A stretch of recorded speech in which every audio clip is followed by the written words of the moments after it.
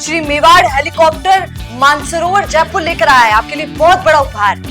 Royal शादी entry हो, election tour हो, एयर एम्बुलेंस हो, पुष्प वर्षा हो या वीवीआईपी दर्शन हो, इसीलिए अभी तुरंत बुक कीजिएगा।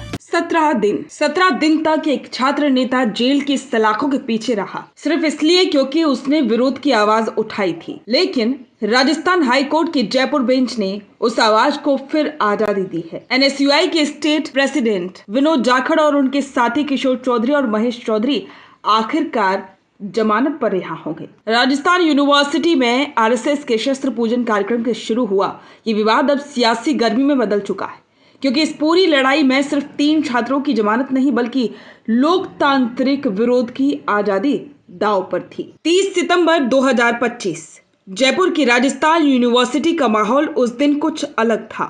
आरएसएस का शस्त्र पूजन कार्यक्रम आयोजित किया गया था, जिसमें क्षेत्रीय प्रचारक निम्बाराम मुख्य अतिथि के रूप में मौजूद थे।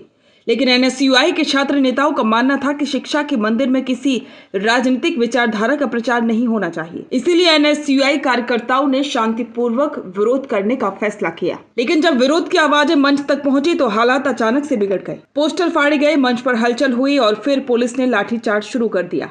बारिश में भीगते छात्र, भागते कार्यकर्ता और गिरफ्तार होते युवा, ये नजारा हर किसी को झकझोर गया।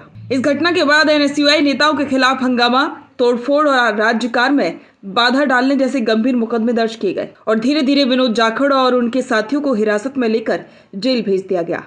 कांग्रेस खेमे में हलचल मच गई, लेकिन सबसे ज्यादा खामोश थी यूनिवर्सिटी की गलियां। 17 दिन तक जाखड़ जेल में रहे।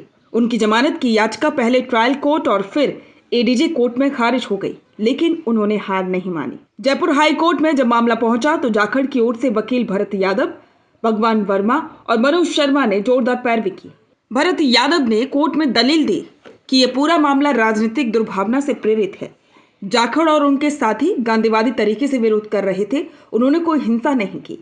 उन्होंने ये भी बताया कि जिन 6 मुकदमों की बात की जा रही है उनमें से कई का जाखड़ से कोई सीधा संबंध नहीं है। इन दलीलों को सुनने के बाद जस्टिस अनूप कुमार रन की सिंगल बेंच ने आखिरकार जमानत दे दी और जैसे यह खबर बाहर आई, कांग्रेस खेमे में खुशी की लहर दौड़ गई। सबसे पहले सचिन पायलट ने सोशल मीडिया प्लेटफॉर्म एक्स पर प्रतिक्रिया दी। उन्होंने लिखा, आज कई दिनों बाद राजस्थान एनएसयूआई प्रदेशाध्यक्ष विनोद जाखड़ को जमानत मिली है। मुझे प्रसन्नता है कि उन्होंने और उनके साथियों ने इस पूरी लड़ाई में साहस और हौसला दिखाया और डरे नहीं। उनका संघर्ष सराहनीय है। पायलट की इस ट्वीट ने साफ कर दिया कि पार्टी के शीर्ष नेतृत्व ने जाखड़ के साहस को एक राजनीतिक प्रतीक के रूप में देखा है। जेल से बाहर आने से पहले ही जाखड़ के परिवार और समर्थकों में जश्न का माहौल था और कांग्रेस भी इसे अपनी जीत के रूप में देख रही है। लेकिन सवाल अब भी वही है, क्या यह सिर्फ एक विश्वविद्यालय का विवाद था या फिर एक बड़े राजनीतिक संघर्ष का संकेत? क्योंकि राजस्थान की राजनीति में छात्र संगठन हमेशा से शक्ति का आधार रहे हैं। एनएसयूआई का एक सशक्त अध्यक्ष जेल जाता है और फिर हाईकोर्ट से जमानत पाता है और सचिन पायलट जैसे बड़े नेता उनका सार्वजनिक समर्थन करते हैं, तो ये महज एक केस की जीत नहीं बल्कि एक विचार की वापसी है। विनोद जाखड़ की जमानत के साथ एक बार फिर ये सवाल उठता है कि क्या अब भी लोकतांत्रिक विरोध को अपराध माना जाएगा या युवा आवाज़ को सुनने का वक्त आ गया है? राजस्थान की सियासत में इकट्ठा आने वाले दिनों में कई संकेत दे रही है। एनएसयूआई की टीम अब और आक्रामक हो सकती है और सचिन पायलट को उनका सिपाही मजबूती के साथ वापस मिल चुका है।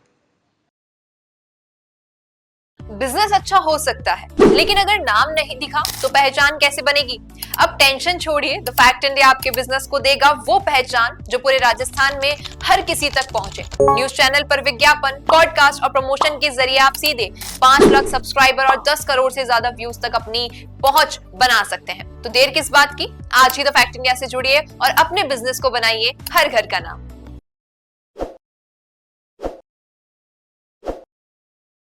ताज़ा खबरों के लिए विजिट करें द फैक्ट इंडिया की वेबसाइट और डाउनलोड करें द फैक्ट इंडिया ऐप।